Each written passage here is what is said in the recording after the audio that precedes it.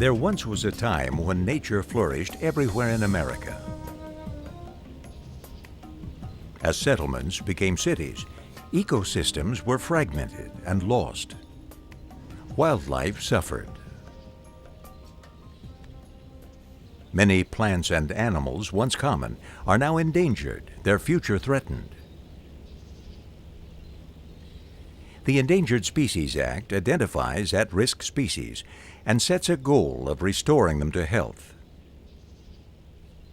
Now, a creative marketplace is helping out. Conservation banking is a private sector alternative that expands nature preserves at no cost to taxpayers.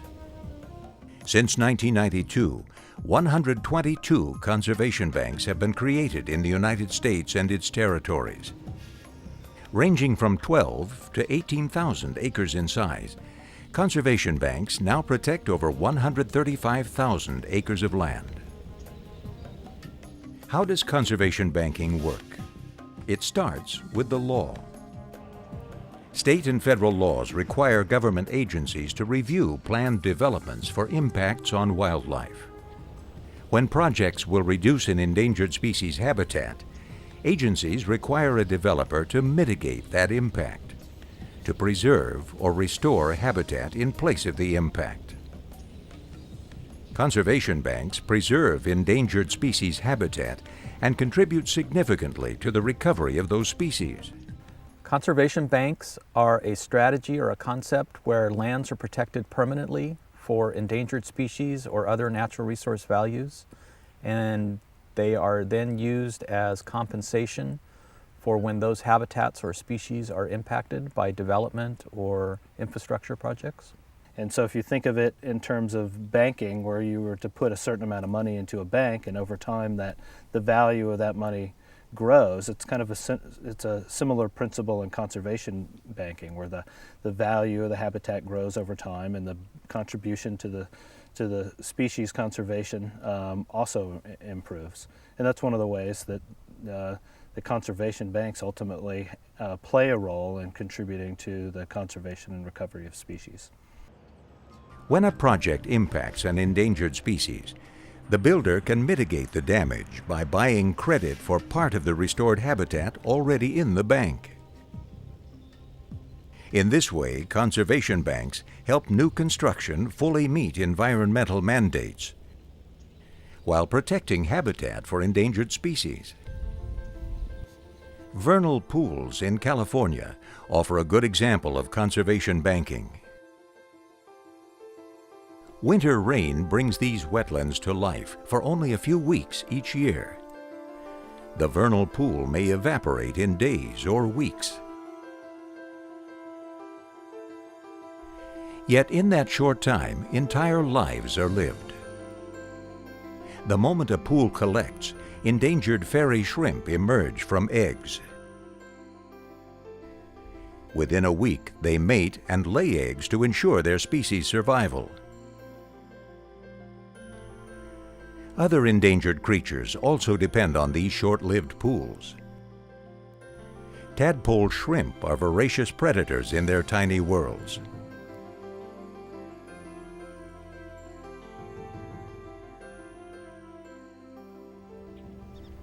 Some flowers grow only in and around vernal pools. A century ago, vernal pools dotted California's Central Valley. Now, we have replaced homes for fairy shrimp with homes for humans. To protect these species, government agencies have located core areas where restored vernal pools will give them a future. Next, the private sector stepped in. Wildlands Incorporated biologists specialize in protecting and creating habitat for endangered species. The company acquired critical vernal pool habitat to preserve in a conservation bank. Wildlands reported the area of preserved habitat along with much more information to the U.S. Fish and Wildlife Service. The Fish and Wildlife Service determined how much lost habitat the new bank would mitigate and issued credits for that amount. The bank's investors will be repaid when future construction impacts a vernal pool. The project developer can mitigate unavoidable damage by purchasing some of the bank's credits. And the tiny creatures who live in the brief world of vernal pools have a more secure future.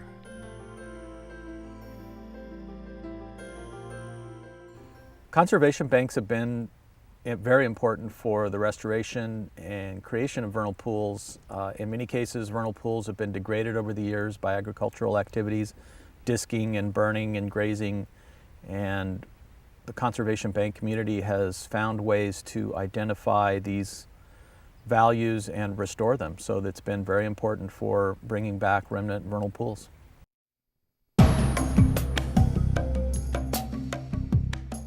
The Fish and Wildlife Service determines credits based on the habitat and the number of species on the land. First, we ask that the species be identified. Its habitats, whether it's breeding or feeding or sheltering habitats, identified on the land. Sometimes it's a mapping or a geographic information system process. And then we agree or allocate those number of credits to the bank owner. Fundamentally, it's the currency of the conservation value of a habitat. The bank owner must demonstrate that its protected habitats are fully functioning and vibrant with endangered species. Its biologists closely monitor their vernal pool habitats. Delicate nets allow for sampling endangered species. Once a conservation bank is created, agencies require rigorous biological study of the site. In conservation banking, conservation banks include performance measures and performance standards that allow us to track the development of habitat over time. Intensively, 1 to 5 years, we ask that monitoring be conducted at the project site.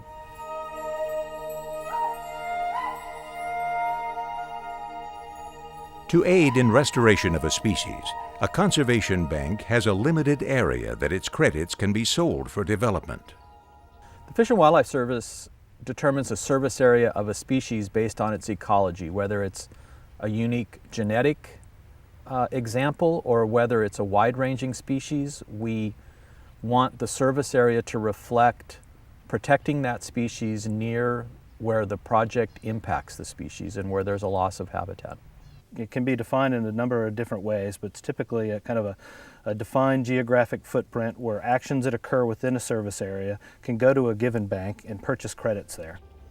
Wildlands has created 7 conservation banks securing habitat for California's giant garter snake.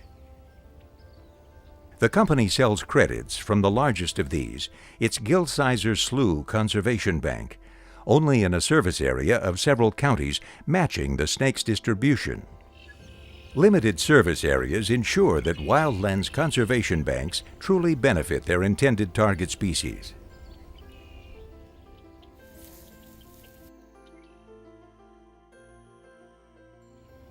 Our landscapes have been badly degraded. It takes special skills to bring a whole ecosystem back to life and keep it healthy. But the payoff doesn't end at successfully restoring habitat for an endangered species. Many other species also enjoy the same restored conditions. The banks that we have in California are typically pretty large, 400, 500 acres up to several thousand acres, and encompass a variety of habitat types, riparian forests, oak forests, savannas, and consequently, if we're trying to protect one species, we'll ultimately protect many species in this landscape. So they are important for a variety of species and perhaps even keeping species from being listed in the future. The bigger and better the bank, the more species benefit. Some ponds in banks designed for garter snakes are flooded year-round. Waterfowl enjoy these too. In winter, migrating ducks gather to rest and feed. In summer, the ponds are home to nesting mallards. and their predators.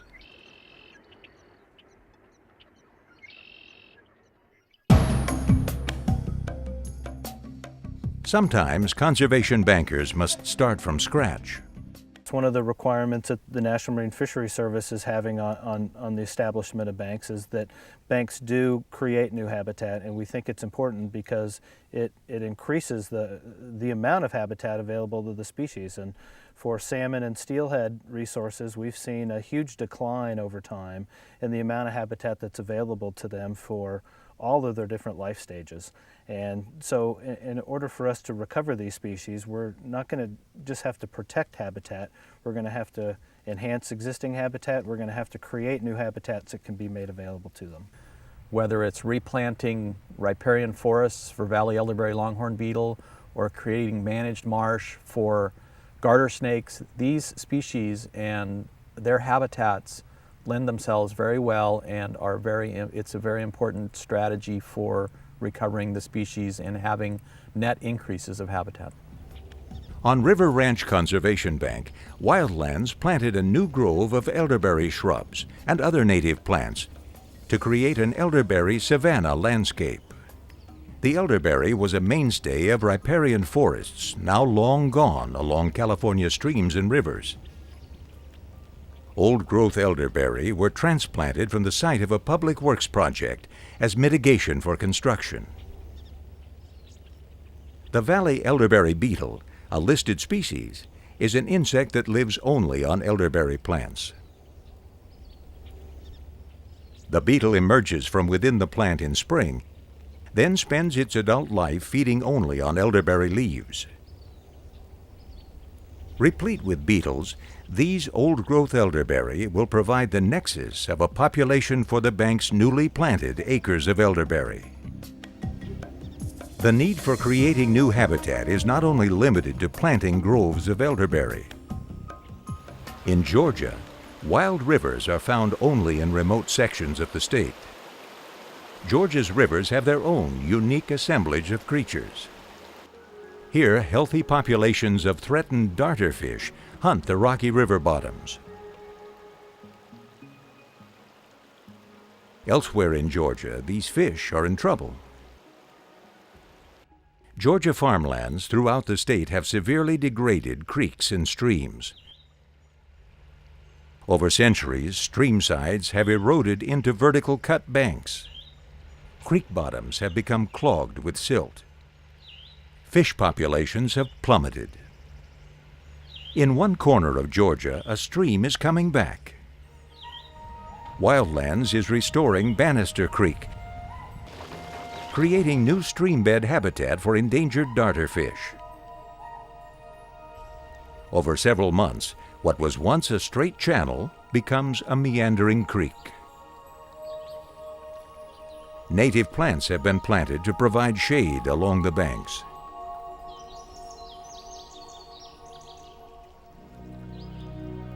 In a few years, Bannister Creek will rival Georgia's remote rivers as a home for wildlife.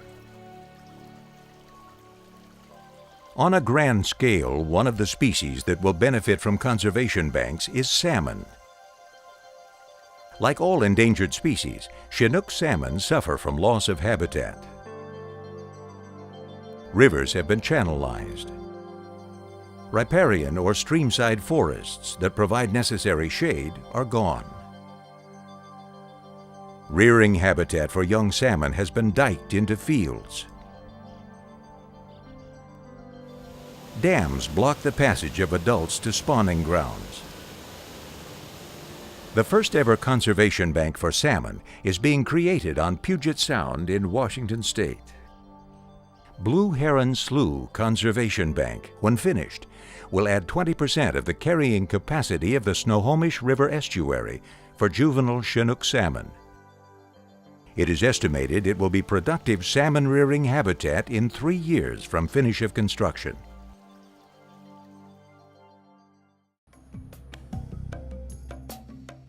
When all the credits created by a bank are sold, its commercial life is over. Its natural life can go on forever. When a banker sells out the credits, essentially the bank is closed. It's turned over, in most cases, to nonprofit organizations that manage the land in perpetuity with the endowment that's been set up from the credit sales. Conservation banking has several advantages over project-by-project mitigation for endangered species.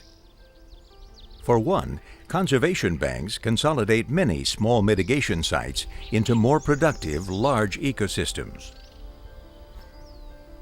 A conservation bank also costs less to manage than the equivalent acreage divided among many small, isolated sites. Conservation banks provide a simple, economical choice for developers and infrastructure builders. A one-time purchase of credits saves time and money and provides regulatory certainty. For endangered species, conservation banks are crucial to adding protected habitat on private lands. Bankers can also play an important role by reaching out to private landowners and working to set up banks on private land. And that gives us the ability to leverage restoration and enhancement of habitats in areas that might not be restored or protected from other federal or state restoration activities. I think conservation banking and their business acumen are going to prove to be essential if species on private lands are going to be protected. The conservation bank community have been the ones to go out, establish relationships with landowners, market these ideas, and protect large landscapes, so they will be essential in the future.